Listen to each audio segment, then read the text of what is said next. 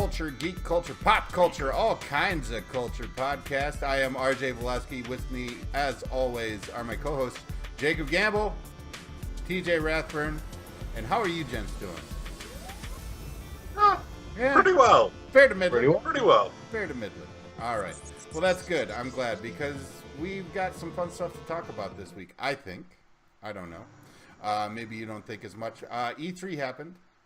Jay, did you watch E3 at all? I did nothing with E3, man. I saw a couple of headlines. Yeah, this was the year that none of us had any. Right. It snuck up on me. I'm not gonna lie. Well, like one of the biggest things, and one of the things that I was not a fan of to begin with, and this is me yet again griping as per usual. But this old man. Yes, dude. I am getting no joke. But no, the launch of the special edition consoles, and they're not just special editions, though. They are upgrading processing power, and that brings up a good point. And maybe we can find an interesting discussion on that, or maybe not, because this is a terrible podcast. But we'll see how it goes. But the idea, because we had this with the PlayStation 3 and the Xbox 360 for years, they were talking about. Is there going to be another console generation? Because do you really need another console? And unlike previous generations, it extended on like 2-3 years longer than previous generations had because of the lack of significant hardware upgrades. But ultimately it did. A couple years ago, we got the PlayStation 4, we got the Xbox One. And now I think what we're seeing is a couple of years into this generation, rather than planning for the next generation, you're starting to see iteration on the consoles, because these aren't just special editions, these aren't just slim versions like you've seen previously. They are significantly adding to the processing power and capabilities of these machines, similar to what you see in sort of a PC market progression. So I don't know, especially with Xbox, you see like the integration with Windows 10 machines. I think it's an interesting marker of the way technology in general, and specifically in the console gaming industry, is changing. What do you guys think? For me, it's almost like they're taking a page out of the cell phone market. And well, that's exactly what I just said, yeah. Yeah, they're taking a page out of the cell phone market where you're going to have 3 different iterations of the exact same thing before you get the next thing a year later. I don't like the idea of, my phone is, 2 years old now? And it's time to get a new one. Oh yeah, it is. The S7 Batman edition, can't turn that down, dude. That thing is sweet. But you see, it's only 5 more years before the console industry gets you conditioned in that exact same way. No, because I've upgraded. I mean, it took me 2 years to upgrade from the LG G3. I mean, the G4 came out, the G5 is out, and I'm still on the G3. And they didn't lure me in. This isn't going to lure me in. Fact of the matter is that the 4K resolution, that's great, but I have to have a 4K television, and I don't own a 4K television, and don't plan on buying one anytime soon. I just bought the 55-inch. So you're upset with the sort of upgrade cycle. I can get that. I don't know, TJ, you look like you had some thoughts as well. My personal opinion is I generally buy consoles so that I can play particular games and not have to worry about it. Like with a PC, you have to check like, oh, do I meet the requirements to run this optimally? And with the console, you don't have to think about that. It's just going to run. It is out for your PlayStation. It is therefore going to run on your PlayStation. I mean, sometimes it'll run better on one console or another, and most things that crossed over to the PC, obviously, a high-end PC is going to outperform, but you didn't really have to worry about it too much. And it starts to make me think, obviously with this first step, things are probably going to still be fine, but if they keep going in a kind of iterative cycle like they're looking like they're going to do, when we're on the third or fourth version of the PS4, are the games that are being developed for that still going to be functional for the PS4 that I own?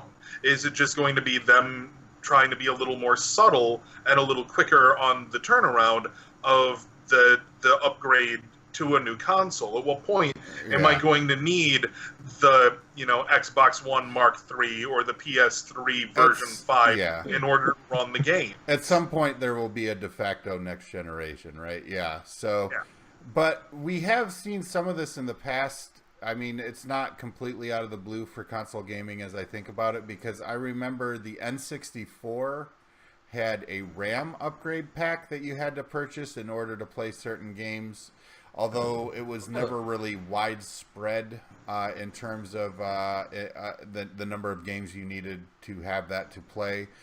You saw a little bit with the Sega Genesis and the 32X expansion. The 32X, Yeah. I thought about it as you were going through that, but that sort of thing has happened before, and you're right, it's not new, but I haven't really looked into it. But like with the upgrades for the upcoming, next version of the consoles, are those things where I'm going to be able to get the improved pieces piecemeal and put them in the box that I already have? And that's the difference between, and ultimately that's the difference between a console and a PC. Fact of the matter is that I can upgrade my own PC personally. I can spend I can go out and I can spend $100 on a vid card and not have to purchase an entire brand new box, and get the desired effect. The consoles, there is no room for upgrade. There is no do it yourself. There is no. There's none. It's hey, here's another $500 console. Get your ass over here. Yeah, and I don't think it's going to be $500. I don't know, but I think the flip side of that as well is if and for now at least it is the case. But if it continues on this way, especially with backwards compatibility within the current generation, you will see a lower barrier to entry as the older versions get cheaper. So that can be a positive. But yeah, I do think there will probably be in an iterative cycle a de facto next generation at some point. TJ's concerned that Dark Souls 7 won't play on his PlayStation 4 first gen. So that's a very real possibility. But I don't know. I think it's smart from a business standpoint because it's a good way to capitalize both on early adopter markets and on late adopter markets, because people entering late in the game who aren't on a budget and will necessarily go for the older generation have something new and shiny that they can buy, and they don't have to feel like they're buying a 3-year-old machine and just coming in late to the game. I don't know. Maybe I'm just a Pollyanna. I'm so optimistic about everything. You guys know me. And I am not. You are the shining light of the show, sir. And we are the clouds of darkness. You curmudgeon, Jay. Shut up. Yeah, but I don't know. That was kind of an interesting discussion. I'm glad we did that. Yay. But games in E3. There were a couple of interesting things, not the least of which, of course, at the top is the new Legend of Zelda. What's it called? So good. Nope. Don't even remember, but I looked at it and went, that looks amazing. Breath of something. Yeah, I kept wanting to say Breath of Fire, and I knew that wasn't it. Honestly, I do not care. I have a great deal of love for The Legend of Zelda that I played in my youth, but at this point in my life, I'm reasonably certain that I will never play another Zelda game because it's not in my interests. The last one that I actually played was maybe Wind Waker. Yeah, let's go. Wind Waker, and that was just barely. Like the last one that I actually played all the way through was Ocarina of Time. Yeah, I don't even think I finished Majora's Mask. I'm never going to invest in another Nintendo console. At this point in my life, I don't need them. I have other consoles that will do what I want better. And I'm not going to buy a machine to get the new Zelda game and the new Mario game and maybe a Metroid or whatever on the side every once in a while. It's just not worth it. Nintendo goal has been and continues to be either A, the portable market, sucker or B, children into trying to recapture their youth. No. No, some people in this world, TJ, very much a niche market deal. I mean, either you love this thing or either you love it or you hate it. I love my Wii U, and I look forward to seeing what the NX has. They do some things that they're like, here was an idea we had that we kind of liked and decided to implement, and we don't really give a shit whether you like it or not. We're gonna make this console, and they were the first to do the backwards compatibility thing. They've done this, and Nintendo is a relic of the past, and it needs to die. I completely disagree. Completely. Nintendo's not going anywhere. And I tell you why. I tell you why. Have you seen the commercial for the 3DS that's been out the last few weeks with the mom doing the laundry and making dinner and telling her boy how to play Ocarina of Time?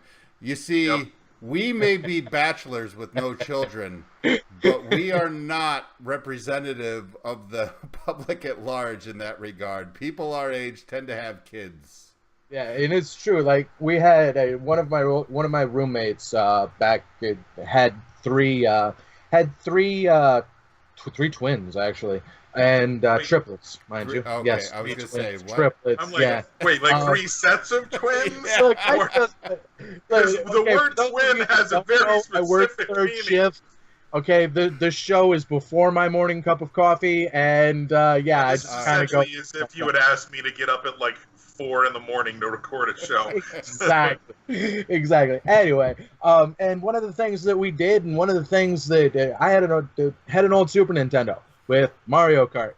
That was the greatest thing in the entire world for all 4 of them, man. Like they would sit there and they. Or now. No, it's the dad. The dad. Yeah. 3 kids. The dad. Yeah. Well, now they're up to 4 twins. Coming from? This is one of those fish stories that keeps growing with more and more twins. We got twins for days. They're tribbles. But and yeah, sorry, had to make the Star Trek reference. But and now that makes me sad. Anyway, no, Nintendo will never. More sad at being all like, sorry, I had to point out this reference. But okay, just let the poor boy go. He's trying so hard. I ranted. I actually contributed something to this show. You did. Yes. Okay, so you saw firsthand with your roommate with his 8 twins. Yes, 8 sets of twins. The power that of are classic triplets Nintendo with today's children.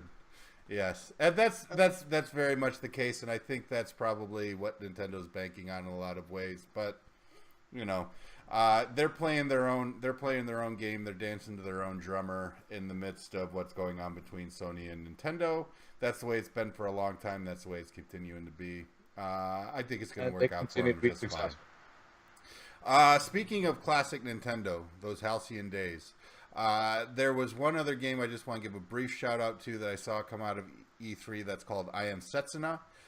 This game is a tribute to Chrono Trigger the way Pillars of Eternity was a tribute to the classic Baldur's Gate games. It looks amazing. It may be terrible.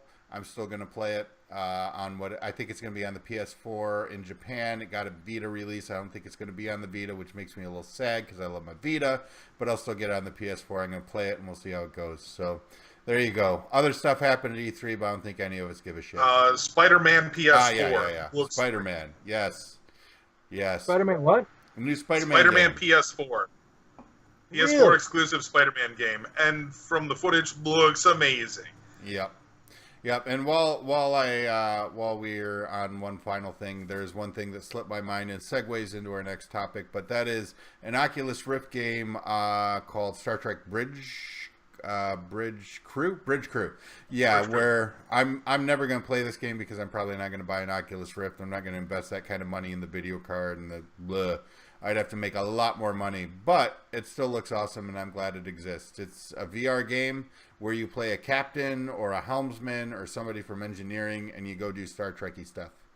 So, and now they already had a kind of similar game a handful of years ago that was not VR. No. But I mean, this is what we really wanted. Yeah. So and there are board games out there that do this because this is a classic and time-honored geek desire to be a member of a starship crew doing starshipy things At least for me. I speak for myself and everyone who is like me, which is to say all the cool kids. Man, I could not play that game because, like, I would find a way to just eject the warp cores immediately as soon as we started. Dead! You're like, You're we dead! need to eject the warp core! Boom! And we're like, no! And then the game is over. Game over. Yeah, that could be fun. But speaking of Star Trek, one other thing that we should probably make mention of is Anton Yelkin. He plays Chekhov in Abrams' Trek, which is perhaps a contentious topic. Yes, yes. Well, to that point, I will say that I was very touched as a Star Trek fan to see the way that new and old Trek sort of poured out with their support for this loss. He died in a freak and tragic accident, as I'm sure you've all seen by now. But he was. Did you see? Did any of you see the comic with Spock greeting him? Yeah, the fan art. The fan art. Yeah, it was saying that they didn't expect to see him so soon, but he was welcome. Because that really kind of hit home for me too as a Star Trek fan, because we are in the decade. Now where we will not see the end of this decade probably with any of the original crew still behind, still remaining. Oh man, that's terrifying. Except Shatner. Yeah. Shatner I mean, live forever. Yeah, Shatner might live forever, but you know, Star Trek is turning 50 this year. In just a couple of months, it's going to turn 50 years old. And a lot of the people were in their 30s to 40s when it was filming. So, you know, human life only lasts so long.